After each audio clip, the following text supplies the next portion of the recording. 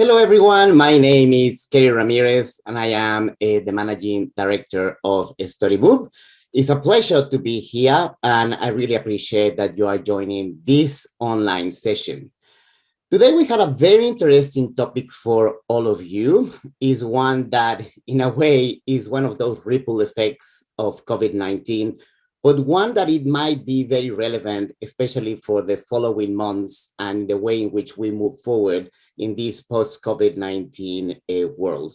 And I'm talking about inflation, which is a hot topic at the moment. And probably a few of you will be like, okay, well, these guys just bring in the hot topic and trying to connect it with international education. But the reality is that inflation has a very important direct and indirect effect in the way in which we engage with international students. And we're going to explain all these in this session. Also in this session, I think it's a really good opportunity to look into how the sector is actually tracking. Believe it or not, it has been 7 months. When I made the numbers, I was surprised about this, but 7 months since the Australian government announced the opening of our borders. That doesn't mean that we opened 7 months ago. It took time to be opened until February when we practically opened the borders. But I think it's important just to revisit how the sector is tracking and what the data is telling us on how we are tracking. So we're going to cover those two topics today. It's a session that will be around probably 40-45 minutes. I think we have a lot of key and interesting data for all of you today. Now, just a reminder that this session will be recorded and we'll share with you, of course, the recorded version and all the slides that we'll present to you so you can actually have time just to look into it and make your own analysis and your own conclusions based on the data that we present later on. For us at the StudyMove, always the aim has been just to provide you with some of the findings that we have so we can actually assist and support your own institutional decision-making process. All right, so here we go. Let me just start sharing my screen and we will start with this session now. Okay, so let me just go for a second. Let's go now. Okay, let me just minimize a few things. Perfect. So as I said, today we're going to talk about inflation, but also just to provide you with a market update. It's interesting what we have seen in terms of the data. And it seems that in many ways, it's great to see that education providers are finally starting to re-engage with market in the way that we want to engage with market. We have seen people finally travel and doing in-country marketing activities. But it's interesting just to see that what the data is telling us, it's a story of how we're actually moving forward and how there's still some ripple effects affecting the way in which we're engaging with international applicants. So today I'm going to start with providing this market update. I think it's a very interesting set of data that will give us a better indication of where we at. And after that, with this very interesting topic of inflation, and probably we'll have some times for questions and answer at the end. I noticed that a lot of you prefer just to send me an email later on, which you're more than happy to do that. But anyhow, we'll give some time in case somebody wants to provide any or ask any questions if that's the case. All right. Now, before we start, just a quick update on the things that we do at StudyMove. As you know, we actually provide a lot of key data to the international education sector. And I just want to say thank you because we actually had an amazing response in the last few months with a lot of universities actually, asking for our services and using our reports just to really support their decision-making process in this post-COVID-19 environment.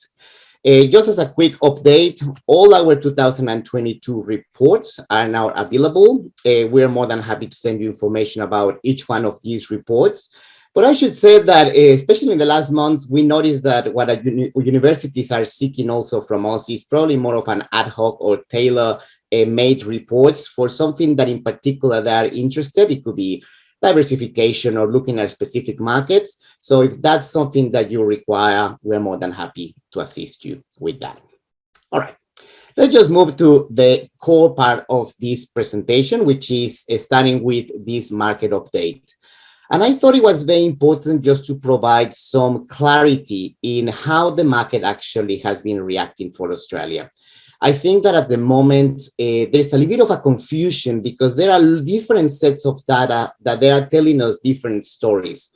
Some of them are very positive, some others probably not that much. So it's important just to look into the different data sets and clarify what each one of them are telling us, so we can actually have a better understanding of how we are moving and how we are tracking. I'm going to use the information that it's available in the public domain here in Australia, which we are very fortunate that we have access to a lot of this great information.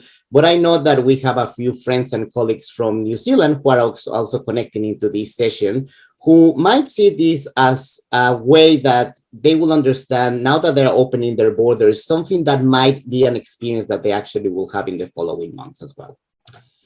All right. I think it's important just to start with clarifying that we really have three types of metrics, and I'm going to go through each one of them. But it's important just to go each one of them so we can actually understand the big picture of what's happening in the sector. We have, of course, what we call leading indicators, which are very important so we can actually foresee what it could be the market conditions of how we're actually tracking, not now, but probably for the second half of the year or the first half of 2023. Now, these leading indicators are also very important because before we open the borders, and in the process of opening the borders, the big question that the sector has was, are we still in a good position in the market? Are we still going to get demand from particular markets? So these leading indicators have been very useful just to understand where we're getting traction or probably where we are not getting traction. Now, we also have another set of metrics that are showing us about how we're actually recovering, how we're actually improving our position in the market. But at the end of the day, there is a third set of metrics where are basically saying how healthy is the sector if you want to see it, what's really the status of the sector. And I'm going to take you through each one of them so we can have a better understanding of what's happening there. Starting with the leading indicators, I believe that the best set of data is this one, which is the number of students visas that have been lodged for Australia, in this case is for higher education, in the last few months. So this is actually giving us an idea of how many students are actually willing to come, and they basically have been accepted in the program and they're actually coming, but they are not necessarily already in our campus. They will come probably in the second half or maybe in the first half of 2023. And this metric actually shows a very positive story for the sector. Looking at the higher education numbers, and a lot of you probably have seen this chart, since October, since it was the announcement of the opening of the borders, we have seen a very healthy positive trend in the number of student visas lodged for higher education in Australia.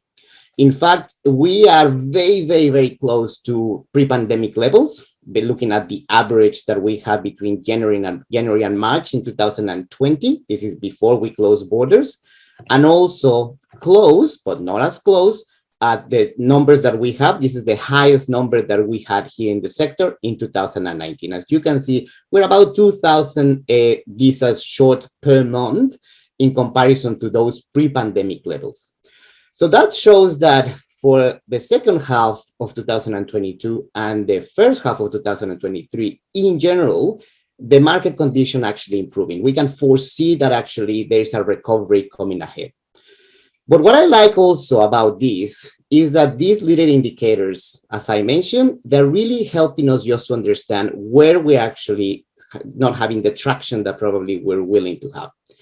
When you drill down into these numbers, and this is what you can see at the screen, and you look at the top markets for Australia, you see that, for example, our second largest market for higher education, India, is only 1% below what we have in the same period in 2019. So we are very close with India for pre-pandemic levels, which I have to say, it was a surprise for me because I was expecting that India will be actually taking a bit longer to recover.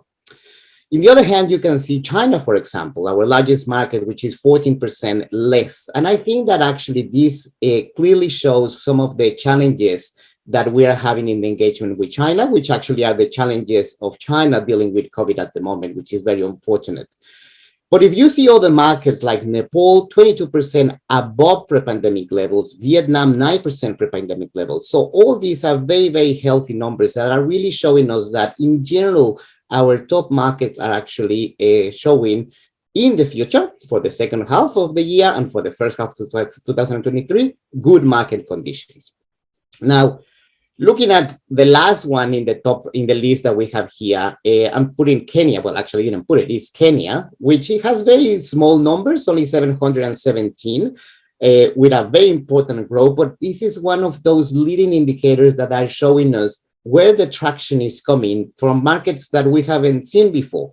It's still small numbers, but I think it's really useful just to look at the data just to see where we can actually see some additional demands and options to diversify in the near future. Okay, so overall, what we can see that is coming is a very positive outlook for the higher education sector based on these leading indicators.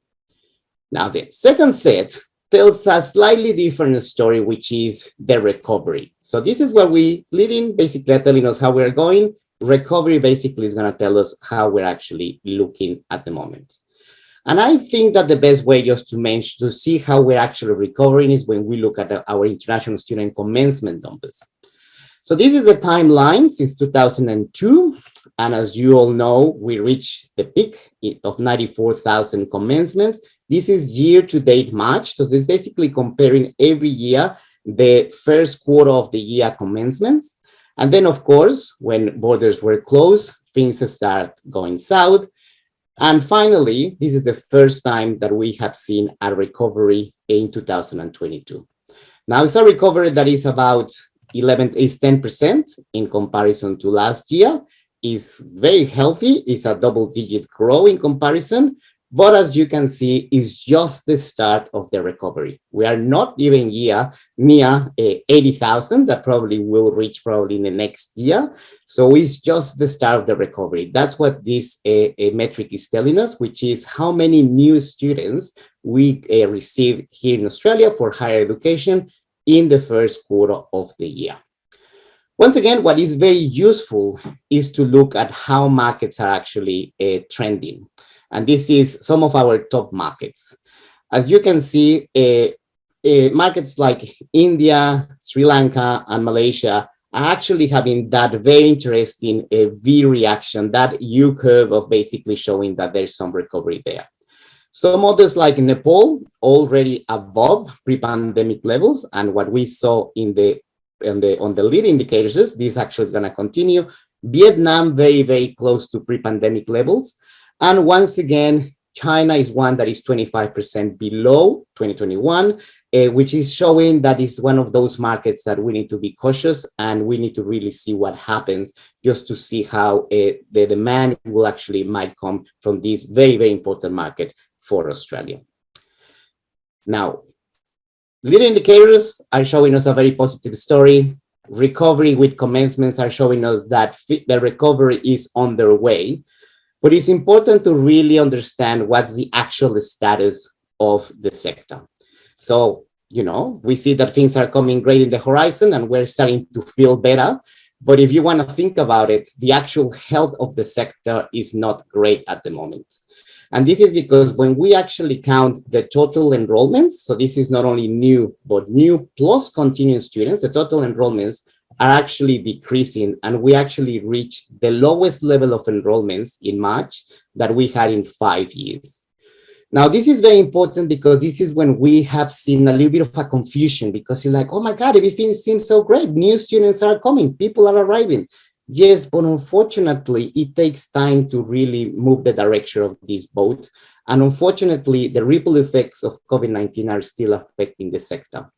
And it's important to be aware of this because at the end of the day, the total number of enrollments is basically what will define the revenue that universities will get, but also the services that they need to provide is really the main metric that will define the strategy that everybody's putting in place. So we need to be aware of that we're actually moving in a different pace. And this is not only for the international education sector, it happens in many, many other sectors around the world.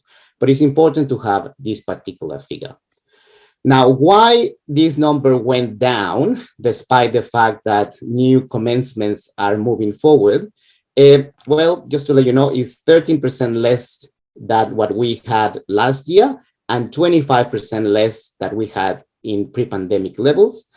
But the reason of what happened here, and it has been quite interesting, and unfortunately, once again, a ripple effect from COVID, is that the number of students who progress from 2019 to 2020 was very, very low.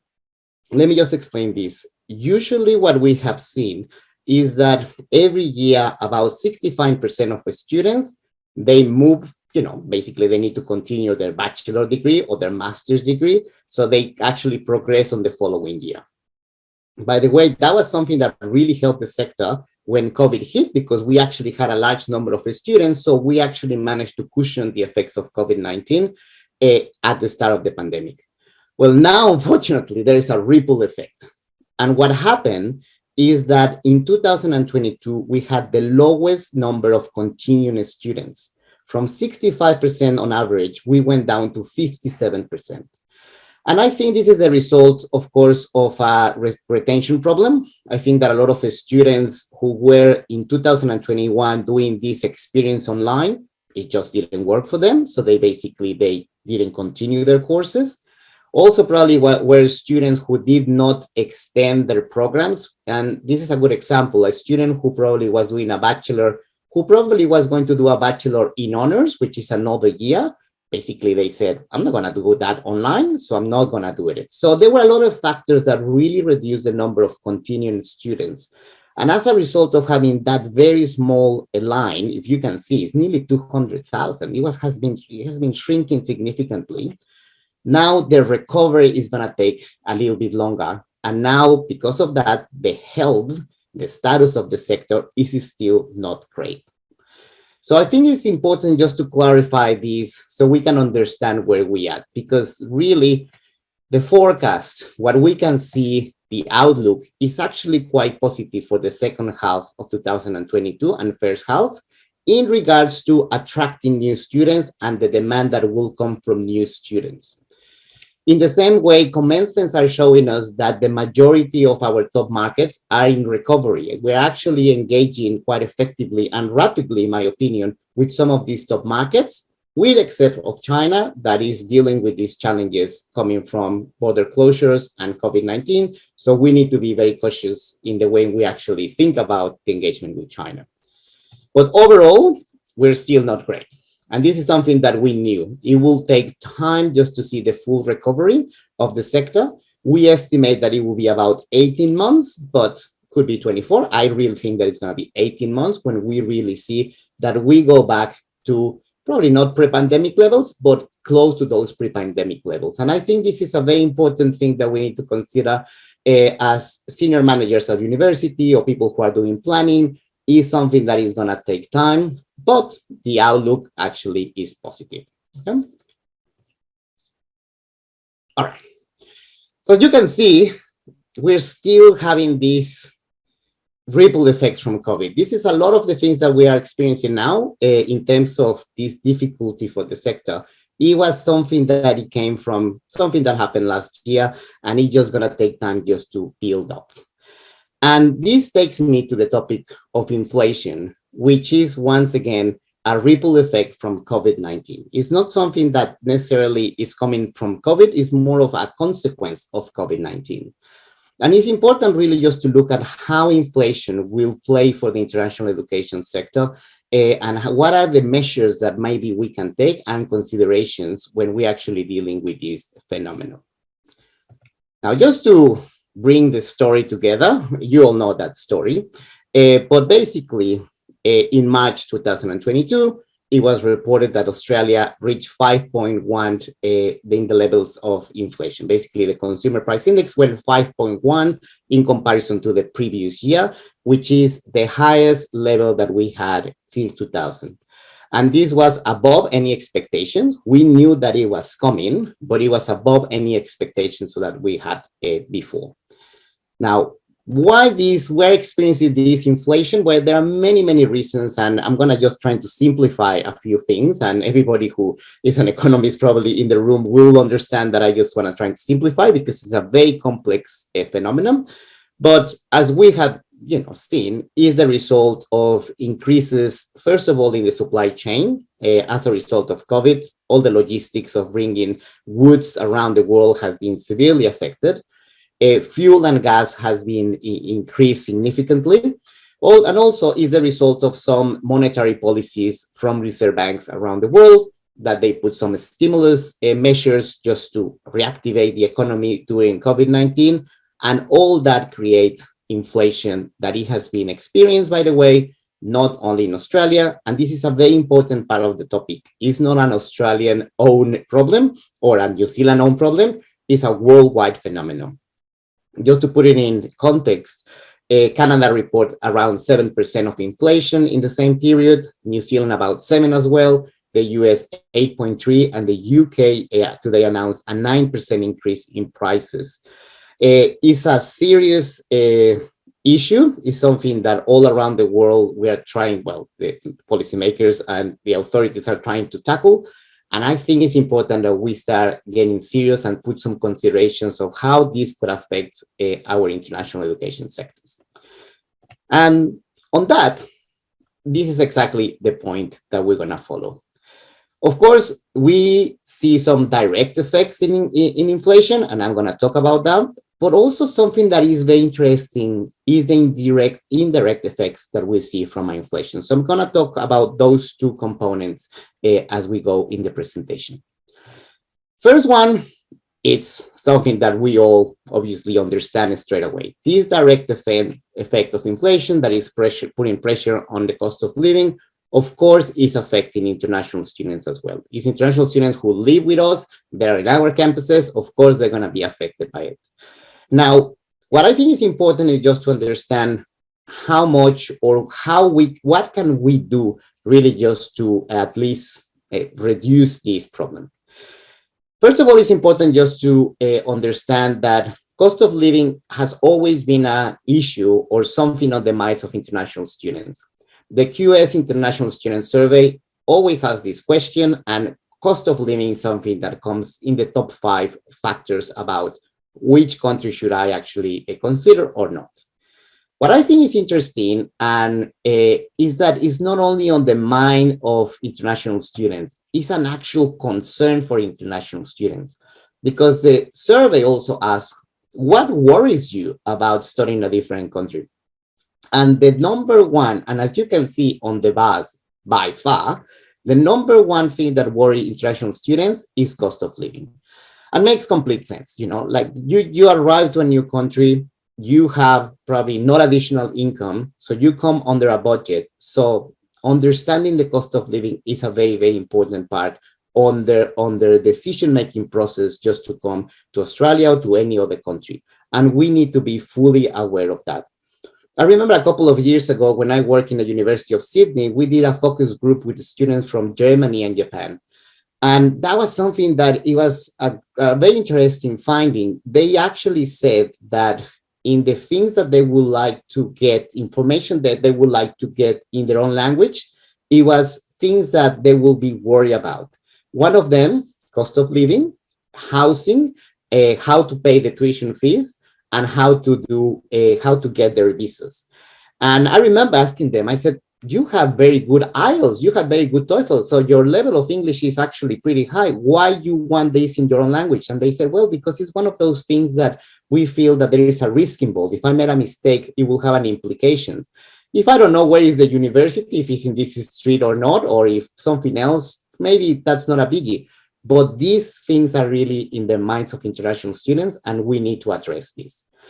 Now, of course, we cannot control inflation, but I think that what is important is that we consider what can we do in terms of communicating changes in the cost of living. And unfortunately, this is something that is very, very hard, and it has been one of the challenges for the sector, because cost of living could actually vary based on the preference of the students. It varies also depending where you're living. But we need to make the effort now more than ever, because things are actually going to change. and we have a responsibility of taking care of the students. This is, for example, what comes from the Study in Australia website. And I'm not trying to put anybody on the spotlight. I'm just trying to put an example of things that we can actually consider. And, you know, we have been in 2 years of a very dark period, health emergency. And this was probably not even something that it was on the radar for anyone, but it has to be on the radar. At the moment, what is displayed in the Study in Australia website is the data from October 2019. By the way, it has a lot of great information, this particular part of the website, but it has that figure coming from the Department of Home Affairs of in 2019, the living costs were, and I love the precision from the Department of Home Affairs, $21,041. That's what is a requirement, and is a requirement so you can actually obtain your visa. It's not necessarily the cost of living that students will experience. But this particular figure, which definitely needs to be updated because it's nearly 3 years and now with inflation, it has been used by many Australian universities. We look around many universities, and this is the official figure, but we just need to be cautious, and we need to actually explain to students what could be the challenges that may exist. Now, I also know that some providers, they just don't like to do this because it could actually scare off applicants. But once again, we have a responsibility, and in fact, it's in the National Code, in the ESOS Act, that we need to provide the right information to international applicants. And on that, and once again, I don't want to put anyone in the spotlight, but I just want to give you examples. For example, how we can actually put this information for students.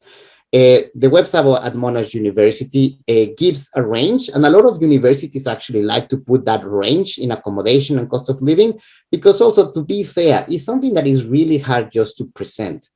But as you can see here, accommodation in Melbourne, a hostel and guest house, it will be between 90 and 100 per week, 150 per week. I live in Sydney. I don't think that, well, maybe you can find a hostel for $90 a week.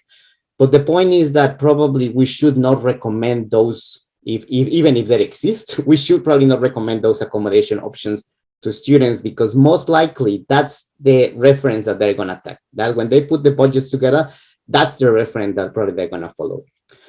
Different, for example, to University of Melbourne, which they are basing the figures on a source, the Department of Health and Human Services, who in Victoria provides this information. And I think that's a really good way just to put it together. I think that is just allowing the experts just to provide that information, and you just take that on board, and not only providing a range, but probably the median, which is a better reference. Because I said sometimes when you put the range, a lot of students, they will actually have this bias of saying, oh, well, I'm going for the lower range. I can actually live for $90 a week. And we don't want to have students having difficulties, especially now that prices are rising. So we just need to have this consideration. And I just want to put it out there so we understand some of the things that we could actually do just to minimize some of the effects that inflation could have in international students and applicants who are willing to come to Australia. By the way, University of Wollongong as well is a good example, because Wollongong, of course, has a different cost of living than Sydney or Melbourne. So they actually use figures also coming from the state of New South Wales in the cost of living that a student, international, domestic, would actually experience. So there is a lot of information that we could actually use so we can actually provide the right information to international applicants. Now, as you can see, and this was very obvious, the direct effects of inflation are a concern for prospective students.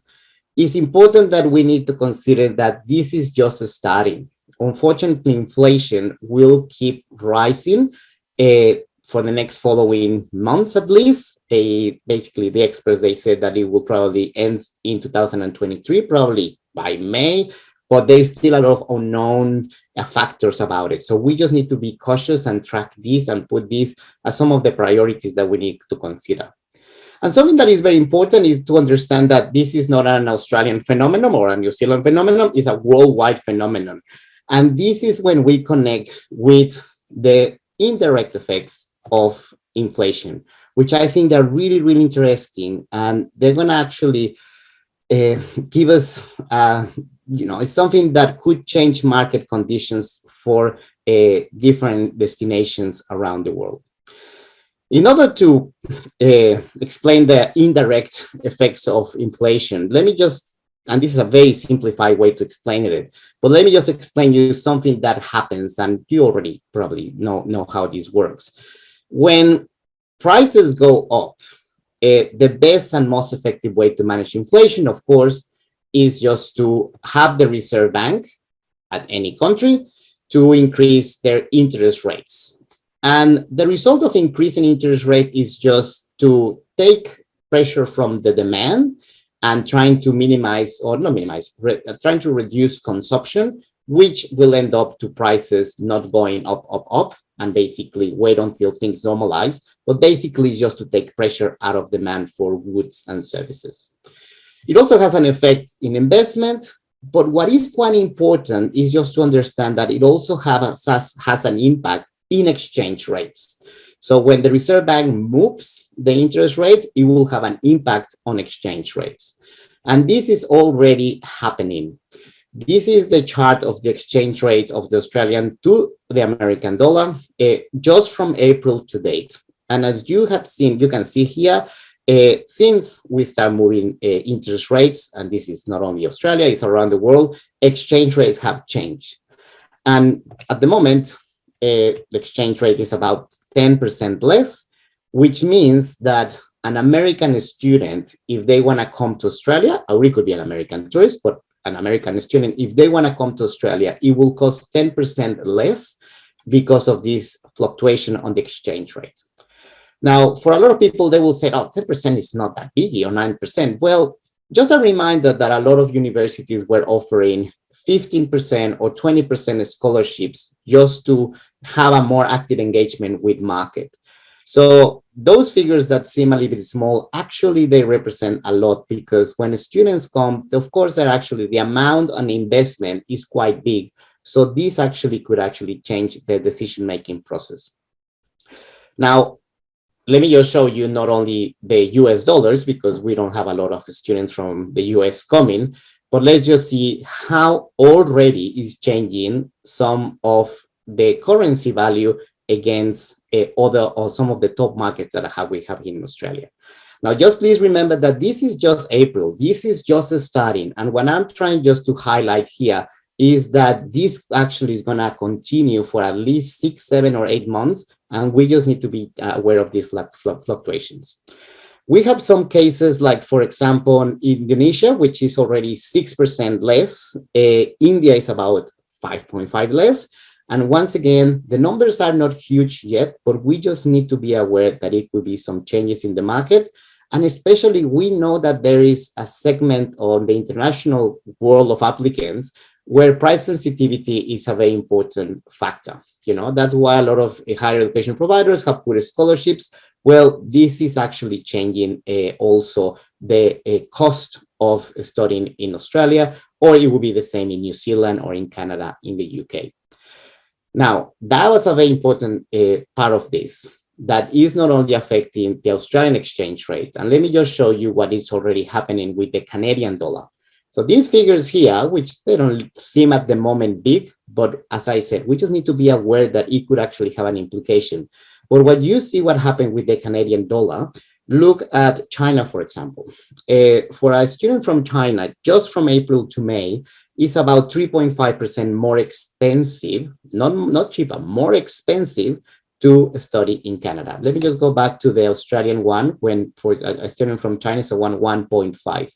So those differentials, they may change market conditions. And what I'm trying to do here is just for everybody to kind of be aware that this is something that may happen, because a lot of the economists, they don't know how much we're going to have to deal with the pressure of inflation. And this is not only for Australia, all around the world. People like reserve banks are moving the interest rates more rapidly or in a different margin, and that's going to have effects in the exchange rate. And I'm saying also this because we were very lucky that in the last probably 5 years, we haven't need to worry about exchange rate that much, but now that's something that is going to play and it's going to remain for the next at least 12 months, and we need to consider all these. Another good example is, well, Malaysia is going up, and for some markets, it's actually not even really affecting. So just have this as a consideration as well.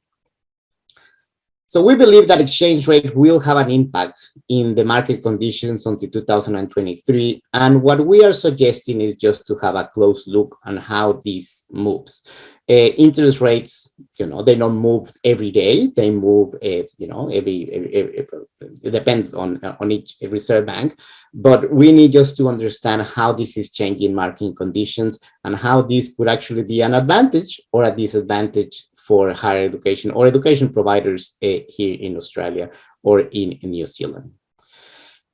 Now, basically, as you can see, we're still dealing with these ripple effects created by COVID-19. The outlook is positive, but we just need to be aware of some things that we just need to tweak so we can actually continue the recovery of the sector. And basically, that's it for today. I hope you enjoyed this short presentation. We will send you, as I said, all the slides to each one of you. It's always great to talk to, well, to be with all of you.